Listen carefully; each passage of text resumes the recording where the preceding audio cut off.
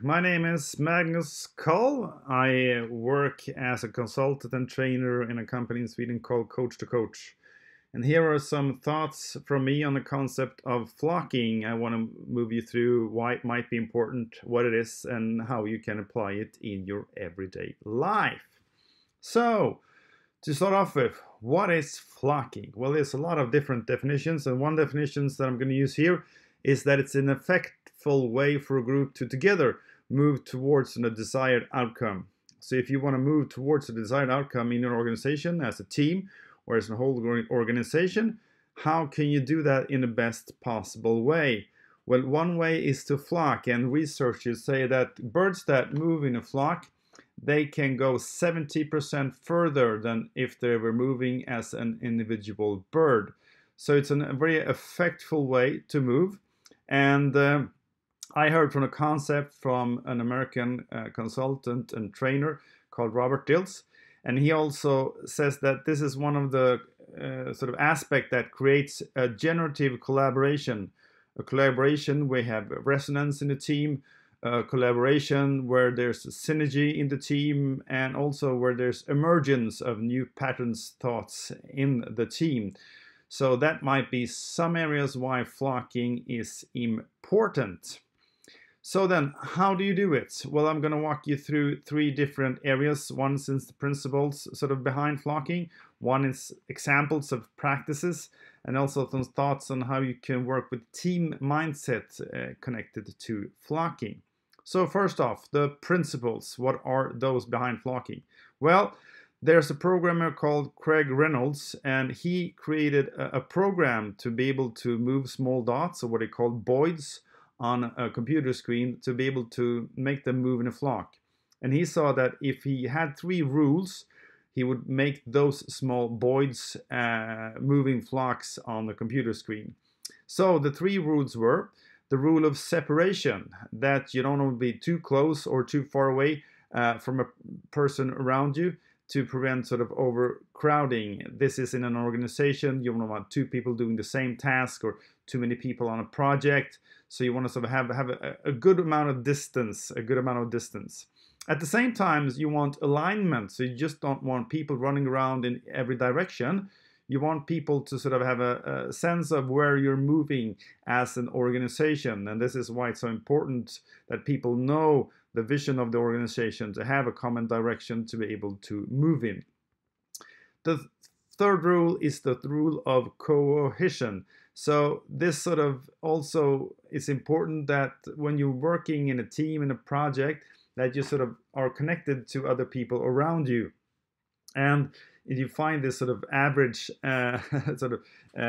distance to the other people. So for instance, in a decision, you want to sort of secure that other people that are affected by this decision is somehow informed and can be included in making this decision. This one example of cohesion. So cohesion, alignment, and separation are three rules, three principles behind flocking. Then, what are some practices behind flocking? Well, first off, you're going to see a short movie by Dan Pink, and in his book, When, he talks about synchronization, and these are three, I think, important practices that can help to be able to create flocking.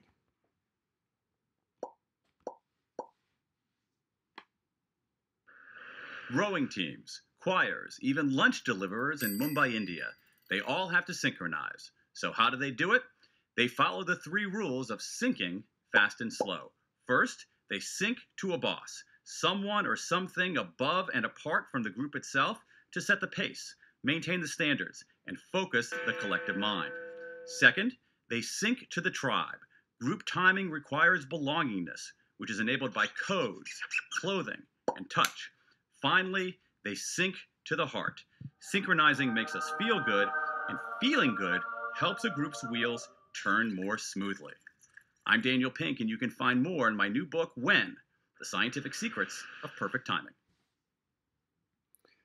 Another area looking for practices on flocking is the area of sociocracy. For instance, if you're choosing a lot of things to decide, One practice that is sort of practiced in sociocracy is consent decision making, which is sort of the absence of disagreement. And this is sometimes quicker and faster than using voting or consensus decision making.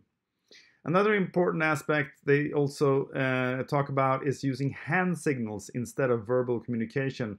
And especially if you're moving in a flock and you want to have small decisions that come quickly, visual signals are much, much quicker and sometimes more effective than the verbal signals.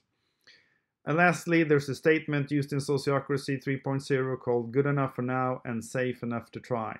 So for a flock to move forward, you don't want everything to be perfect. You want to be good enough for now, but you also want to secure that you're not heading into too much danger ahead of you. So you also want to secure that it's safe enough to try.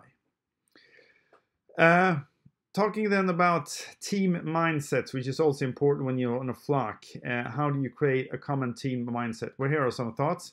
One is, of course, to use the more common practice of check-in. You will see where each individual is in a team and how you can sort of create a common team mindset sort of by combining the individual check-in mindsets. You can also influence the group mindsets by the questions you ask and the stories you tell.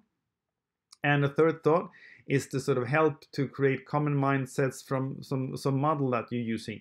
An example I use is the Disney model from the NLP world, also created by Robert Dills, where you can sort of help the group through a common state of a dreamer, a common state of a realist, and then a common state of a critic, for them to influence to have sort of the same actions going on at the same time. Then some examples of flocking. Well, here in the corona sort of situation and the crisis that we have in Sweden, I guess it's common all around the world, we can see the healthcare system sort of flocking together to sort of sort with and cope with the situation where there's lack of resources, lack of people, and the lack of sort of beds, and then how you can support that, but everybody's sort of flocking towards a common goal. In the car industry, which is heavily affected in Sweden and also all around the world, you can see co-workers, unions, shareholders, leaders sort of working together to sort of make the best possible solutions for the situations that they are in. And also politicians that usually debate and disagree now come together and more easily move towards a common goal. It's also an example of flocking. So lastly, of course, you have much more you could say about the area of flocking. And my last question to you then is, how do you flock? Hopefully this presentation has given you some thoughts, some ideas of how you can integrate more with the people around you and create what I have called flocking. Thank you very much and goodbye.